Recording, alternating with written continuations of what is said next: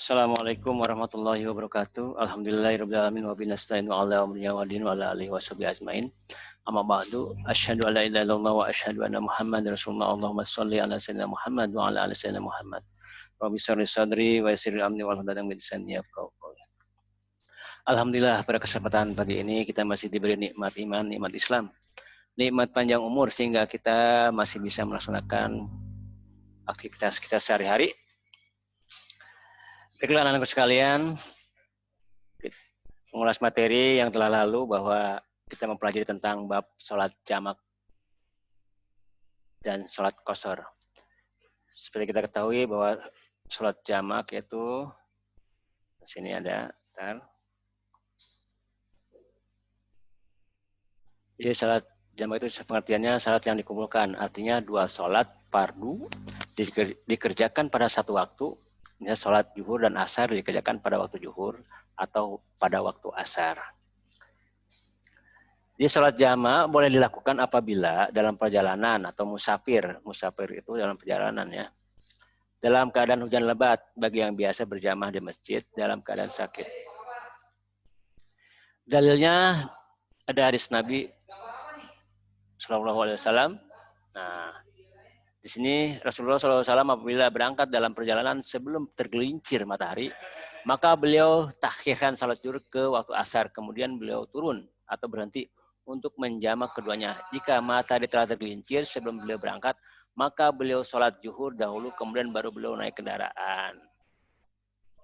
Ada sholat jamak takdim, ada sholat jamak takdim, ada dan jamak takhir. Sholat jamak takdim adalah dua sholat fardu yang dikerjakan dalam satu waktu yang pertama. Misalnya, sholat maghrib dan isya dikerjakan pada waktu maghrib, atau sholat zuhur dan asar dikerjakan pada waktu zuhur. Dan syaratnya mendahulukan sholat yang pertama. Sholat zuhur dulu, baru asarnya. Atau sholat maghrib dan isya, maghrib dulu baru isyanya. Seperti itu jamak takdim. Sedangkan sholat jamak takhir adalah dua sholat fardu yang dikerjakan pada waktu sholat yang kedua.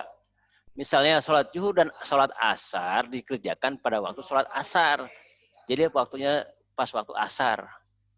Jadi sholat asar dulu baru zuhur. Ya. Jadi sama dengan sholat jamak takdim, cuma waktunya yang berbeda.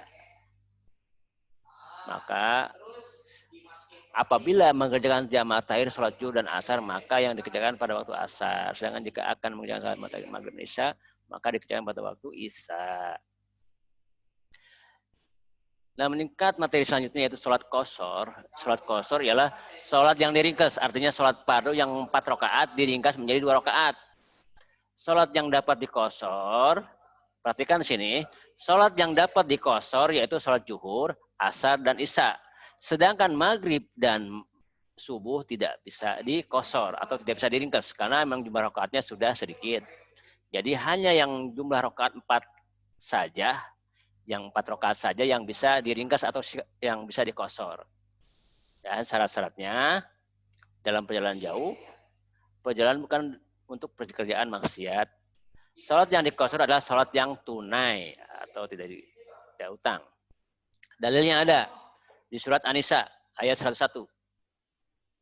Yang artinya apabila kamu berpergian di muka bumi, maka tidaklah mengapa kamu mengqashar sholat jika kamu takut diserang orang kafir.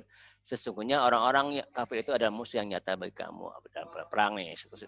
Apabila situasi sedang darurat. Cara mengerjakannya gimana? Cara mengerjakan sholat qashar seperti sholat biasa. Perbedaannya dalam niat, yaitu dengan niat qashar dan dikerjakan dengan meringkas. Sholat yang 4 rakaat menjadi 2 rakaat.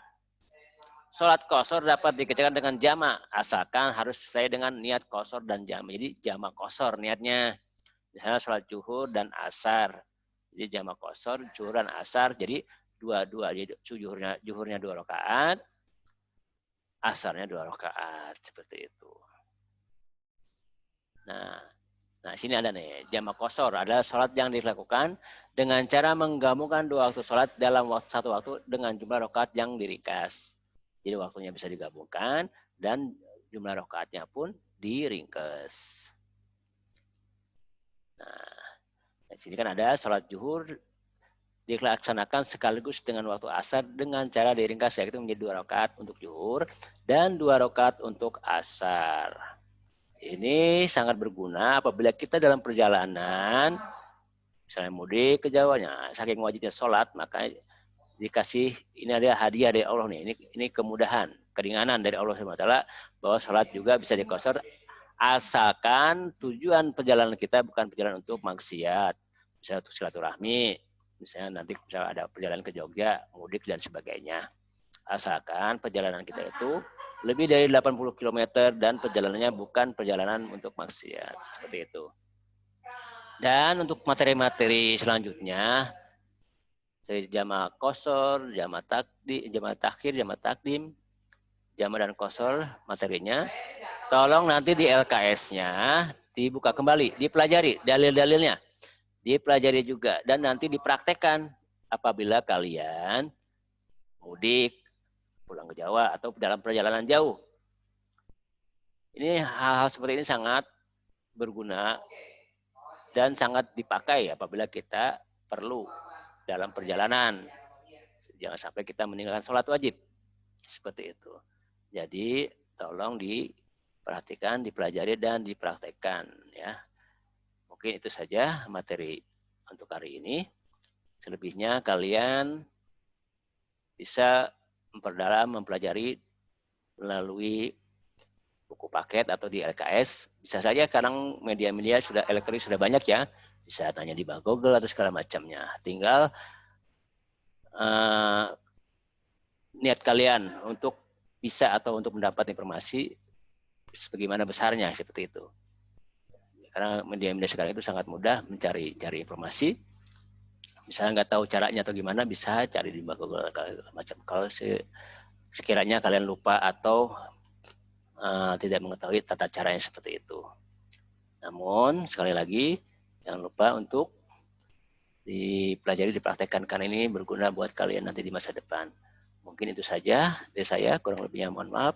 Wassalamualaikum warahmatullahi wabarakatuh.